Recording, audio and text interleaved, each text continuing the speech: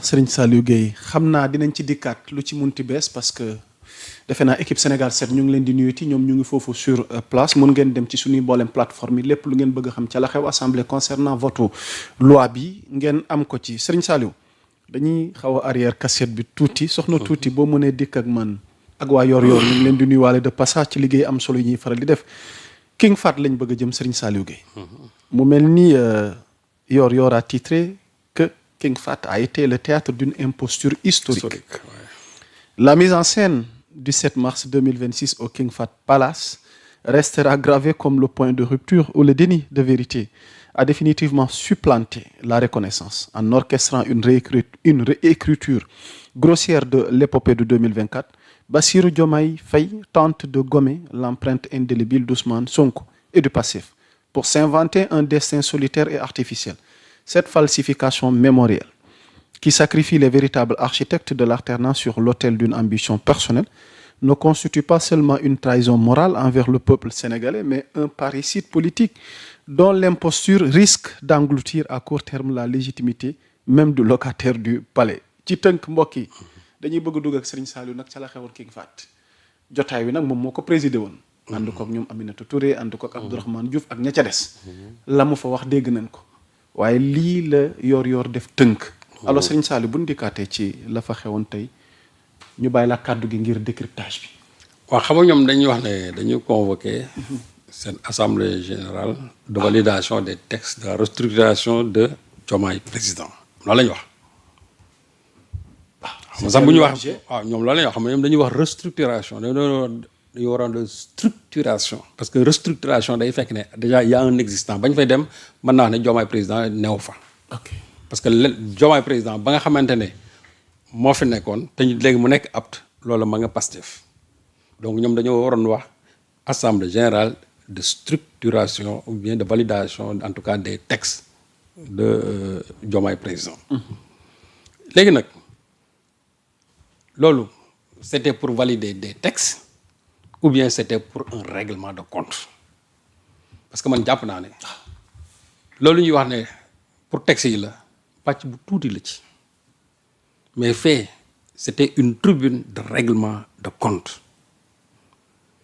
loolu nag moo tax ma ne les prétextes kese la woon parce que bu fekkee ne ay textes yu ñuy valider la jarul Diomaye Faye dafa dem bu fekkee ne ay textes yu ñuy valider la jarul sax dem King Fahd Palace ñoom ñoo def seen texte ils peuvent valider leur texte bu fekkee nag dañu am benn conseil national comme ni yenn parti politique yi et cetera wala ñu am benn ndaje politique ñu xam ne fii politique moo leen fi indi mais bu ñu jël prétexte ci ay validation texte ba pare tourner di dal ci kaw waa ji parce que wax ji yëpp loo ci mën a dégg mooy c'était une tribune anti Sonko tout court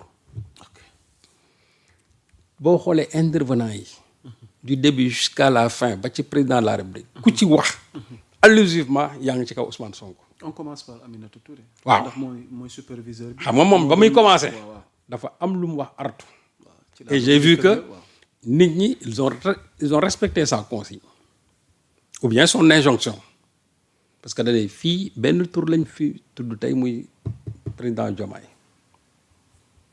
et même Diomaye s'est plié à cette règle. waaw on a vu que Diomaye. waaw bi mu tàmbalee ba mu jeex. moom la Diomaye yoon tuddul. non Diomaye s'est plié à cette règle loolu Aminata Touré ci boppam moo ko fa imposer dès le départ c'est-à-dire que man ascendance bi Aminata Touré am ci Diomaye il faut que nit ñi jàngat ko aussi. noo ko jàngatee Serigne Saliou loolu. non xam nga déjà mooy li wax rek c'est que politiquement. Aminata Touré dafa dépasser des années-lumière daf ko dépasser Diomaye et je crois qu'il y a un certain complexe boo xam ne Diomaye daf koy nourrir à l'endroit d'Aminata Touré parce que soo xoolee même moom ba muy évoquer l'année bi nga xamante ne moom nee na ci la dugg dans la case des hommes ñu bal ma ci kàddu gi parce que vraiment bëgguma mais noonu laa mën a wax rek pour mën a joxe ay repères sur la date ak année bi nga xamante ne Aminata Touré ci la nekkee directrice campagne bu Landing Savané kii 13 ans la moom ki nga xamante ne juddu woon na depuis 1962 ñaata at la ko magee c'est que instant boobu Diomaye mën naa wax ne sax même les béaba de la politique sax xamu ko ci woon dara boobu fekk na déjà Aminata Touré moom elle est en pleine maturité politique teewul presque politique xamagoo ci sax xamagoo ci dara Diomaye boo doon xool expérience politique am ça peut se résumer de 2014 à 2024 à 2026 bii presque 12 ans ci koo xam ne ni am na presque plus d'une trentaine d'années dans le milieu politique. Donc Aminata Touré loolu mu ko rawee ni mu ko magee c'est-à-dire que noonu la ko magee aussi sur le plan politique. au point que léegi on a l'impression que Diomaye moom dafa am benn genre complexe politique à l'endroit même d'Aminata Touré. Parce que ni mu koy évoquer di ko tudd chaque fois ak ni mu koy remercier ni muy waxee Aminata Touré et cetera et ni muy waxee moom la yónnee ci moom booba léegi mais on a l'impression que c'est-à-dire que importance bi nga xamante ne moom la jox Aminata Touré ma moom importance bi mais importance bi mu ko jox en tout cas ça montre réellement fi nga xam ne moom fa la ko teg au plan politique. moo tax Aminata Touré ba mu ñëwee aussi dafa imposer wu comme cette dame de fer en disant fii tey benn tur lañ fiy tudd muy président Diomaye. Diomaye ci boppam il s'est plié à cette règle et c'est là où ça fait mal. Parce que ki nga xamante ne yéen a cheminé de 2014 jusqu'en 2024 bi ngay jël pouvoir bi. ba ñëw tey 2026. ngay taxaw di wax au plan politique loo xam ne day jëm ci moom. te amuloo c'est-à-dire bëgguloo ko sax tudd. loolu c'est un autre problème te dinañ ci dellusiwaat. mais su ma ñëwee ci discours Aminata Touré bi. njëkk naa def prise de parole. ba pare avant Diomaye di wax aussi mu waxaat. mais ba muy wax boo xoolee pratiquement pàcc yi mu mën a jël presque coalition bi sax waxuñ ci. tagg na président Diomaye taggat na ko Aminata Touré bi ma xamee Diomaye yàggul. presque mën naa wax ne ba bi ñuy miinu ko politiquement miinu woon Diomaye politiquement miinul Diomaye en tout cas ba Diomaye di yónnee ci moom miinul Diomaye moom. donc mën naa wax ne parce que ña nga xam ne ñoo fa demoon doon ko seeti pour mu ñëw bokk ci coalition bi ñoo ko gën a convaincre sax pour mu adhérer ci kii bi. donc Aminata Touré boobu. ba mu jëlee kaddu tàgg na Diomaye dem na nag ba waxal ko kii yoo xam ne ni prérogative yoo xam ne am na ko. dina ko yow yaay chef suprême des armées benn yow yaay gardien de la constitution. nee na ko aussi yow tu es l'ordonnateur des dépenses am na sax benn bon bàyyi mais bref 3 yooyu moo ci gën a am solo. lan moo indi foofu tu es le chef suprême des armées. lu fa indi loolu. xam nga déjà man loolu. ci li may wax mooy que yow dëkk bi c'est-à-dire que yow yaa yore kaaraange yaa ordre bi bu fekkee ne loolu kese la y a pas de problème mais su fekkente ne nañ ko daan waxee pour Macky mooy yow yaa yore ñi nga xamante ne heure bu la neexee nga jàpp dóor ñi nga xamante ne dañ lay déranger parce que loolu daan nañ ko wax Macky Sall yow yaa yore tu es l'ordonnateur des dépenses même si c'est pas vrai.